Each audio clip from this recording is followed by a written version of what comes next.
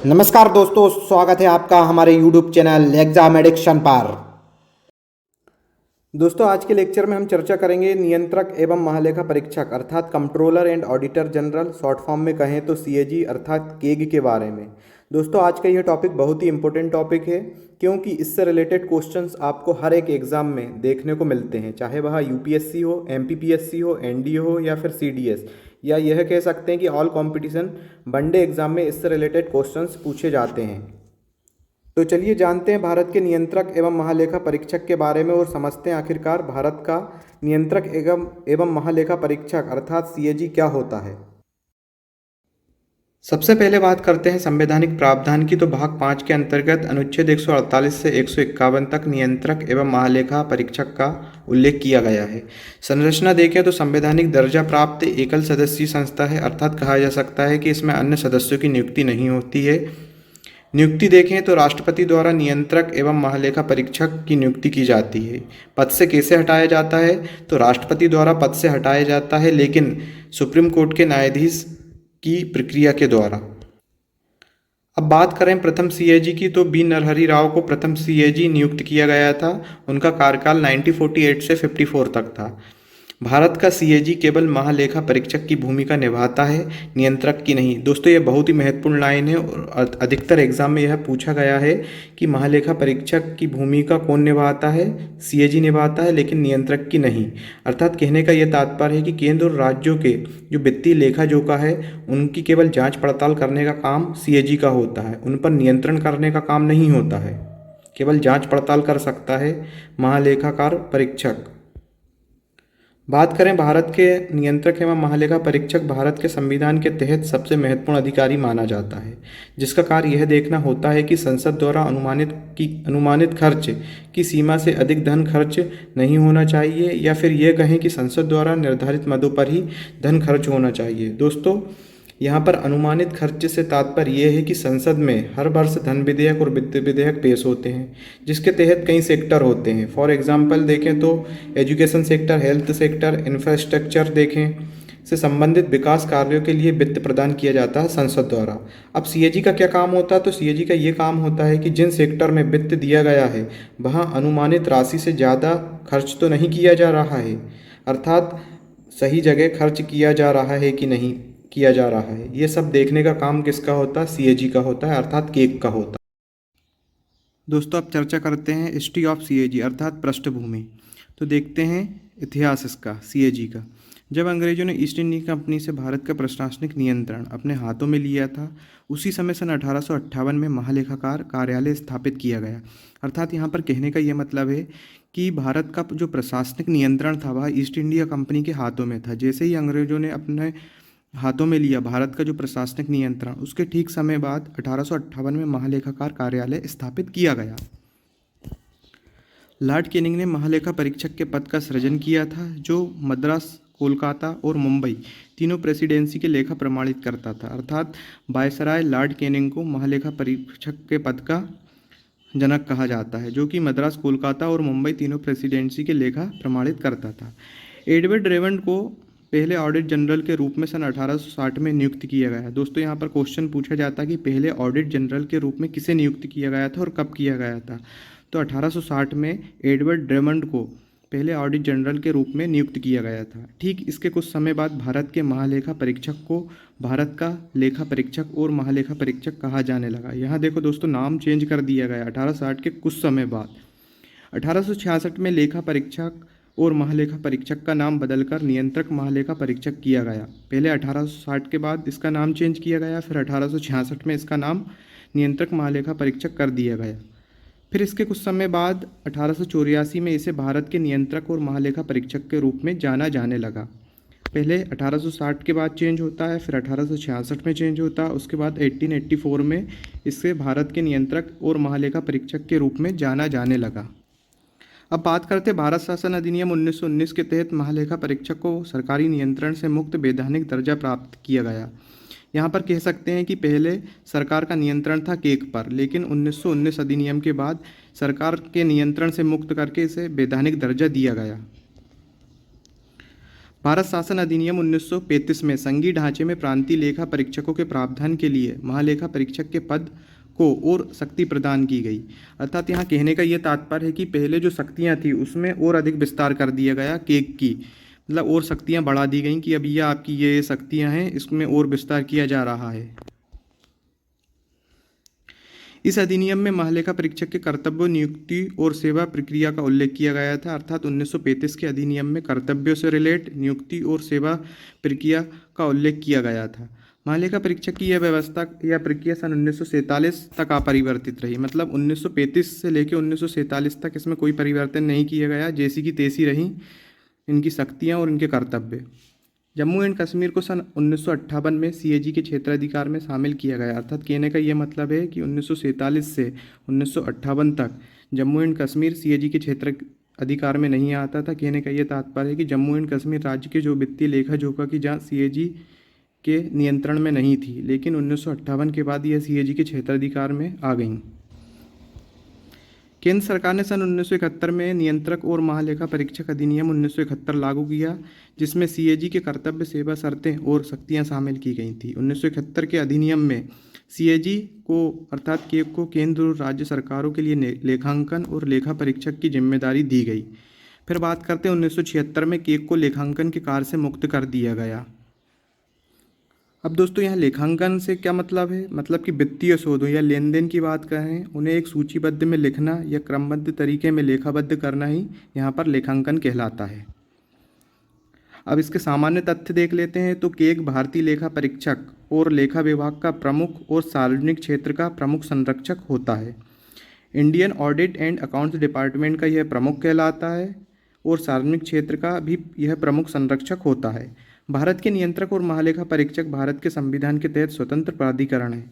दोस्तों प्राधिकरण का मतलब अर्थात शासन की एक ऐसी वैध प्रशासनिक इकाई या डिपार्टमेंट कह सकते हैं जो कि स्वतंत्र है। इस पर सरकार का कोई नियंत्रण नहीं होगा, केवल राष्ट्रपति के आदेश यह फॉलो करेगा। केक की संरचना देखें तो नियंत्रण एवं महालेखा परीक्षक अर्थात केक एकल सदस्यीय संस्था है। इसमें अन्य सदस्यों की नियुक्ति नहीं होती है। यह भारत के महालेखा परीक्षक विभाग का संवैधानिक प्रमुख होता है। इस विभाग के अन्य अधिकारी मुख्यतः केक के अधीनस्थ कार्य करते हैं। कहने का यह तात्पर्य है कि महालेखा परीक्षक विभाग के अंतर्गत जितने भी अन्य अधिकारी हैं वह केक के निर्देश के अनुसार कार्य करते हैं। भारत के अन्य राज्यों में केक के अभिकर्ता के रूप में कई अन्य अकाउंट जनरल नियुक्त किए जाते हैं जो राज्य सरकार के लेखाओं की जानकारी केग को देते हैं। अब यहाँ पर अभिकर्ता से क्या तात्पर्य है? तो प्रतिनिधि के रूप में काम करने वाला जो व्यक्ति होता है, अर्थात सीएजी के अंडर में जो काम करता है, राज्य से रिलेट जो राज्य के वित्तीय खाते हैं उनकी जानकारी अकाउंटेंट जनरल के रूप में वह सीएजी को देता है। कार्यकाल पदावधि की बात करें तो 6 या 65 वर्ष सीएजी का कार्यकाल होता है। अर्थात जो भी पहले हो, ये कह सकते हैं कि 65 वर्ष से अधिक आयु नहीं होना चाहिए और 6 वर्ष से अधिक का कार्यकाल नहीं होना चाहिए। सीएजी की नियुक्ति की बात करें तो राष्ट्रपति द्वारा इसकी नियुक्ति की जाती है, जैसा पहले हम देख चुके हैं, राष्ट्रपति की सील और वारंट के साथ। हटाने की प्रक्रिया का क्या प्रावधान है? तो राष्ट्रपति द्वारा सीएजी को हटाया जाता है संविधान में दर्ज प्रक्रिया के अनुसार, जिस तरह से सर्वोच्च न्यायालय के न्यायाधीशों को अपने पद से हटाया जाता है। अब इम्पोर्टेंट फैक्ट देखें तो एक बार केग के पद से सेवानिवृत्त होने या इस्तीफा देने के बाद वह भारत सरकार या किसी भी राज्य के अधीन किसी भी कार्यालय का पदभार नहीं ले सकता। यदि हम इसको समझें तो पहले हम वर्तमान स्थिति की बात करते हैं कि गिरीश चंद्र मुर्मू वर्तमान में सीएजी के पद पर नियुक्त हैं। जैसे ही वह अपना इस्तीफा देते हैं या वह रिटायरमेंट होते हैं तो भारत सरकार या राज्य सरकार के अधीन किसी भी कार्यालय का वह पदभार ग्रहण नहीं कर सकते, अर्थात किसी भी कार्यालय का वह कार्य नहीं कर सकते या किसी भी कार्यालय के पदभार पर वह नियुक्त नहीं किए जा सकते हैं। अब बात कर लेते हैं इनके खर्च की। तो वेतन, भत्ते, पेंशन, यहाँ तक कि केक के कार्यालय का प्रशासनिक व्यय भारत की संचित निधि पर भारित होता है, जिस पर संसद में मतदान नहीं हो सकता। मतलब ये है कि भारत की संचित निधि के द्वारा ही केक का जो वेतन रहेगा वो, और रिटायरमेंट होने के बाद पेंशन भी भारत की संचित निधि द्वारा ही भारित होती है, अर्थात भारत की संचित निधि द्वारा ही दी जाती है। कार्यालय का प्रशासनिक में मतलब कार्यालय में जो भी कार्य के दौरान जो भी खर्च लग रहा है वो भारत की संचित निधि पर ही भारित होता है। केक की नियुक्ति के बाद उसके वेतन और अन्य सेवा शर्तों में कोई परिवर्तन नहीं किया जाएगा। कहने का ये तात्पर्य है कि नियुक्ति से पहले आप उसमें परिवर्तन कर सकते हैं, लेकिन जैसे ही सीएजी की नियुक्ति की जाती है उसके वेतन को ना तो कम किया जा सकता और ना ही सेवा शर्तों में कुछ परिवर्तन किया जा सकता है। यदि नोट देखें तो प्रशासनिक शक्तियां और भारतीय लेखा परीक्षा और लेखा विभाग में सेवारत अधिकारियों की सेवा शर्तें राष्ट्रपति द्वारा केक के परामर्श के बाद ही निर्धारित की जाती है। कहने का ये तात्पर्य है कि भारतीय लेखा परीक्षा या लेखा विभाग में जो अन्य अधिकारी काम करते हैं, जो सीएजी के अंडर में रहते हैं, उनकी जो सेवा शर्तें, पेंशन, वेतन, भत्ते राष्ट्रपति द्वारा तो निर्धारित की जाती है, लेकिन इस सीएजी के परामर्श के बाद, अर्थात राष्ट्रपति को सीएजी सलाह देता है कि अधिकारियों की सेवा शर्तों में क्या परिवर्तन या क्या चेंजेस किए जाने चाहिए। दोस्तों अब बात करते हैं सीएजी से संबंधित महत्वपूर्ण अनुच्छेद के बारे में, लेकिन उससे पहले ये जान लेते हैं कि भारत का जो केक होता है वो ब्रिटेन के केक से कैसे अलग होता है, अर्थात दोनों में अंतर क्या होता है। तो आइए जानते हैं क्या ये मामला है। दोस्तों ब्रिटेन का जो सीएजी होता है वह केक ऑफ हाउस कॉमन्स का सदस्य होता है, लेकिन भारत में केक संसद सदस्य नहीं होता है। भारत में सीएजी पैसा खर्च होने के बाद खातों का लेखा जोखा करता है, मतलब पोस्ट फैक्टो का काम करता है, जबकि ब्रिटेन में केक की मंजूरी के बिना सरकारी खजाने से कोई पैसा नहीं निकाला जा सकता। भारत का केक केवल महालेखा परीक्षक की भूमिका निभाता है, नियंत्रक की नहीं, जबकि ब्रिटेन में सीएजी महालेखाकार के साथ साथ नियंत्रक और महालेखाकार दोनों की भूमिका निभाता है, अर्थात उसको नियंत्रक महालेखाकार की शक्ति भी प्राप्त होती है, जो कि भारत के केक को प्राप्त नहीं होती है। अब केक से संबंधित अनुच्छेद जान लेते हैं। दोस्तों यहाँ से एग्जाम में क्वेश्चंस बनते हैं, तो 148 आर्टिकल के तहत केक की नियुक्ति, शपथ और सेवा शर्तें से संबंधित आर्टिकल है। 148(9) की बात करें तो यह कर्तव्य और शक्तियों को दर्शाता है। वहीं 150 की बात करें तो संघ और राज्यों को खातों का विवरण राष्ट्रपति के अनुसार रखना होगा, अर्थात कह सकते हैं कि संघ और राज्य की जो लेखा जोखा की जो रिपोर्ट है वह केक की सलाह के द्वारा राष्ट्रपति के अनुसार रखी जाती है। 151 आर्टिकल के तहत संघ के खातों की रिपोर्ट राष्ट्रपति को सौंपी जाएगी, जो संसद के प्रत्येक सदन के पटल पर रखी जाएगी। कहने का यह तात्पर्य है कि संघ या राज्य सरकार पहले खातों से रिलेटेड जो भी रिपोर्ट है वह केक को देंगे, अर्थात कंट्रोलर एंड ऑडिटर जनरल के पास जाएगी। फिर केक जो रिपोर्ट को, प्रतिवेदन रिपोर्ट को राष्ट्रपति को सौंपेगा और राष्ट्रपति संसद के दोनों पटल पर इस रिपोर्ट को प्रस्तुत करेगा। दोस्तों इस रेड कलर से जो हमने वर्ड हाईलाइट किए हैं उन वर्डों पर आपको विशेष ध्यान देना है। चलिए अब जानते हैं, हमने आर्टिकल पढ़ लिए, इसके अलावा भी कुछ आर्टिकल ऐसे हैं और कुछ अनुसूचियां ऐसी हैं जो सीएजी से संबंधित है। तो आर्टिकल 279 तीसरी अनुसूची और 6वीं अनुसूची जो कि सीएजी से संबंधित है। आर्टिकल 279 की बात करें तो शुद्ध आय की गणना सीएजी द्वारा प्रमाणित की जाती है, मतलब अंतिम फाइनल जो लिस्ट होगी शुद्ध आय से संबंधित जो प्रमाण जारी करेगा वो सीएजी द्वारा ही जारी किया जाएगा। तीसरी अनुसूची की बात करें तो यह अनुसूची केग और सर्वोच्च न्यायालय के पदभार ग्रहण के समय ली जाने वाली शपथ का प्रावधान करती है। दोस्तों कहने का यह तात्पर्य है कि सर्वोच्च न्यायालय के न्यायाधीश और केग जब अपने पदभार ग्रहण करते हैं उस समय जो शपथ ली जाती है उसका प्रावधान ये तीसरी अनुसूची के अंतर्गत निर्धारित किया गया। अर्थात तीसरी अनुसूची में यह बताया गया है कि सीएजी और सर्वोच्च न्यायालय की शपथ का प्रावधान है। 6वीं अनुसूची की बात करें तो इस अनुसूची के अनुसार जिला या क्षेत्रीय परिषद के खातों को राष्ट्रपति और सीएजी द्वारा अनुमोदित प्रारूप के रूप में रखा जाना चाहिए। अर्थात कह सकते हैं अनुमोदित प्रारूप का मतलब राष्ट्रपति और सीएजी आपस में विचार विमर्श करेंगे, उसके बाद ही इस प्रारूप को तैयार किया जाएगा जो कि जिला और क्षेत्रीय परिषद के खातों को स्पष्ट करेगा। जिला या क्षेत्रीय परिषद के खातों के लेखा जोखा से संबंधित कार्यों की रिपोर्ट केग के अनुसार तय की जाती है। ऐसे खातों से संबंधित रिपोर्ट को राज्यपाल राज्यों के विधानमंडल के समक्ष प्रस्तुत करता है। कहने का ये तात्पर्य है कि स्टेट लेवल पर जिला या क्षेत्रीय परिषद के जो खातों की रिपोर्ट होगी लेखा जोखा की, वह पहले केग के अनुसार तय की जाएगी। उसके बाद केग राज्यपाल को इन रिपोर्टों को प्रस्तुत करेगा। राज्यपाल राज्यों के विधानमंडल के समक्ष प्रस्तुत करता है। यदि सेंट्रल की बात करें या संघ की बात करें तो वहाँ पर केग को ही रिपोर्ट सौंपी जाती है, लेकिन केग उस रिपोर्ट को राष्ट्रपति को सौंपता है और राष्ट्रपति दोनों सदनों के संसद पटल पर उन रिपोर्टों को प्रस्तुत करता है। दोस्तों अब बात कर लेते हैं केग के क्या कार्य होते हैं। तो सबसे पहले देखें, महालेखा परीक्षक का सर्वप्रथम उद्देश्य यह सुनिश्चित करना होता है कि संसद द्वारा आवंटित धन उसी उद्देश्य हेतु व्यय किया जा रहा है जिस उद्देश्य के लिए संसद में आवंटित किया गया है। दूसरा देखें, केग को यह देखना भी आवश्यक होता है कि धन वही प्राधिकरण खर्च कर रहा है जिसे खर्च करने के लिए प्राधिकृत किया गया था। कहने का ये तात्पर्य है कि संसद द्वारा जिस संस्था, जिस प्राधिकरण या जिस भी विभाग को विकास कार्यों के लिए जो धन आवंटित किया गया है, केवल वही उस धन का उपयोग कर सकते हैं, दूसरा धन का उपयोग नहीं कर सकता। इसकी जांच के लिए केग इनका परीक्षण करता है। केग का कार्य यह भी है कि वह प्रत्येक राज्य की वित्तीय आलोचना करे, यदि कोई अनियमितता पाई जाती है तो उस पर कार्रवाई करे। कहने का यह तात्पर्य है कि लेखा जोखा से संबंधित रिपोर्ट में यदि कोई अनियमितता या कोई मिस्टेक पाई जाती है तो केग का यह अधिकार है कि उस पर कार्रवाई कर सकता है। दोस्तों अब बात कर लेते हैं नियंत्रक एवं महालेखा परीक्षक के कर्तव्य। दोस्तों यह बहुत ही महत्वपूर्ण है और एग्जाम में इससे भी क्वेश्चंस हमेशा बनते हैं। सबसे पहले बात करते हैं कि एक भारत की संचित निधि प्रत्येक राज्य और केंद्र शासित प्रदेश जिनकी विधानसभा होती है कि संचित निधि से संबंधित खातों के सभी प्रकार के खर्चों का परीक्षण करता है। कहने का यह तात्पर्य है कि राज्य द्वारा खर्च किए गए और केंद्र सरकार द्वारा खर्च किए गए जितनी भी संचित निधि से संबंधित खातों का जो परीक्षण है वो केग के द्वारा ही किया जाता है। केंद्र और राज्य सरकार के किसी भी विभाग के सभी लाभ हानि खाते, बैलेंस शीट, सभी ट्रेडिंग, विनिर्माण और अन्य अतिरिक्त खातों को ऑडिट करना इन द सेंस की मतलब उसकी जांच पड़ताल करना, हिसाब के लेखा जोखा की सत्यता की जांच करना, इन बैलेंस शीट, सभी ट्रेडिंग मामले और अन्य अतिरिक्त खातों से संबंधित रिपोर्ट को ऑडिट करने का काम किसका रहता है? केग का रहता है। भारत की आकस्मिक निधि और राज्य की आकस्मिक निधि, भारत के सार्वजनिक खाते और राज्य के सार्वजनिक खाते से होने वाले सभी खर्चों का परीक्षण भी केग द्वारा किया जाता है।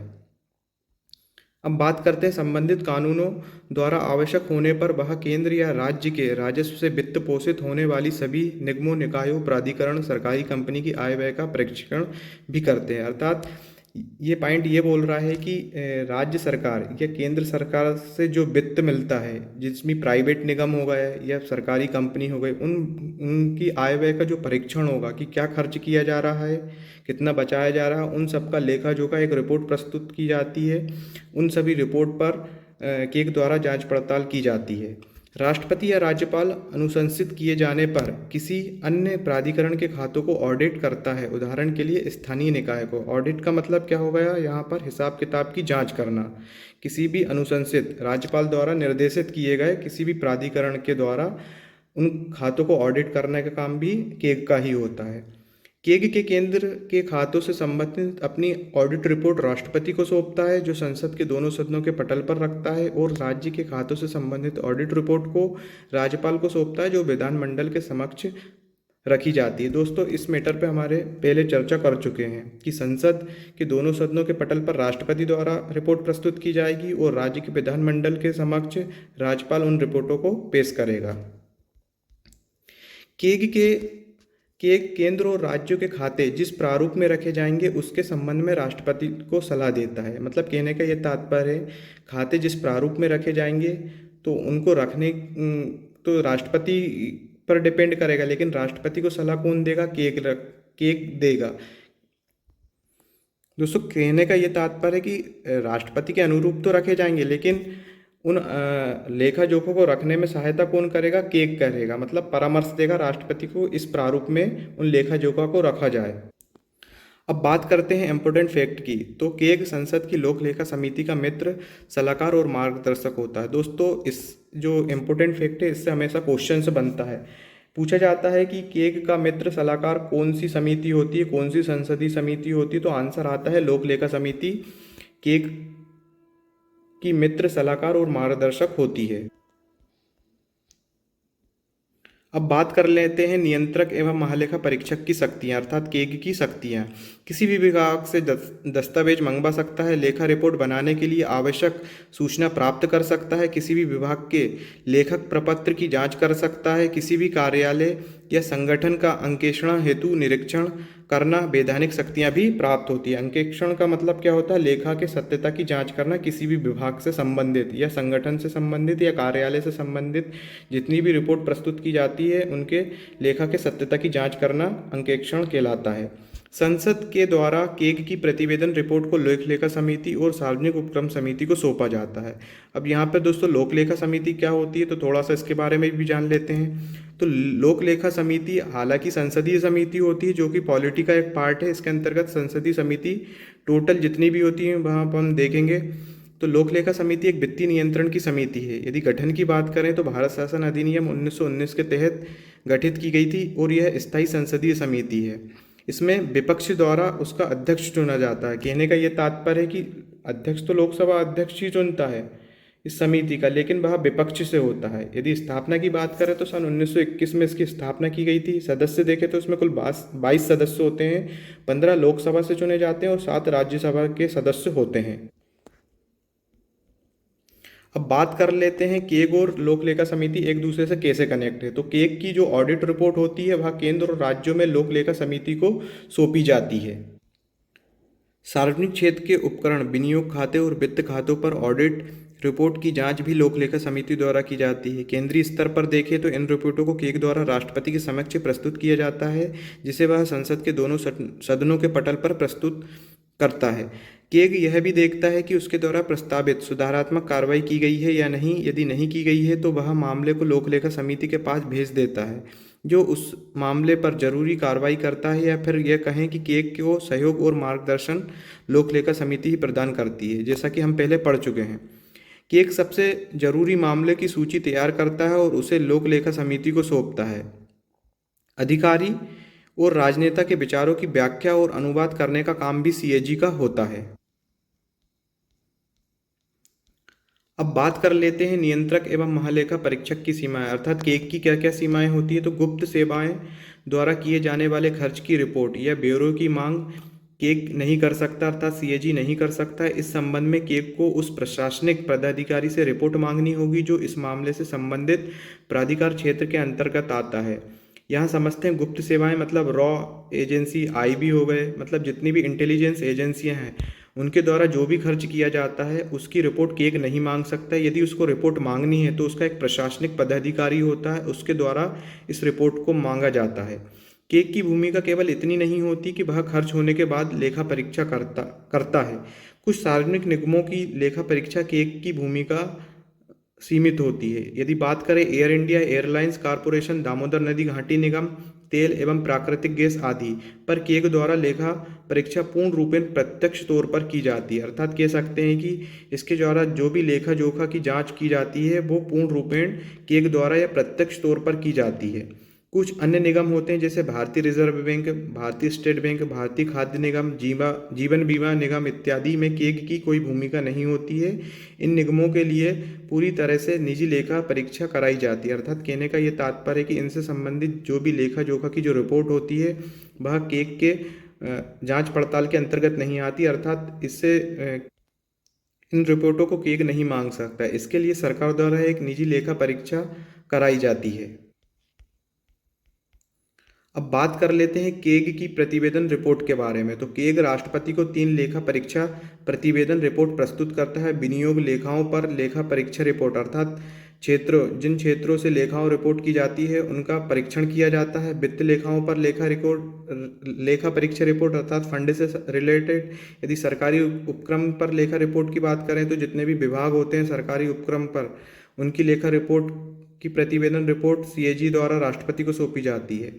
अब तक केग के पद पर 14 लोगों की नियुक्ति की जा चुकी है, जिसमें पहले नियंत्रक एवं महालेखा परीक्षक के रूप में बी नरहरि राव 1948 से 54 तक कार्यरत थे। यदि दूसरे केग की बात करें अर्थात सीएजी के AK चंद्रा बने थे। 13वें नंबर की बात करें तो राजीव महर्षि जो कि 2017 से 2020 तक कार्यरत थे।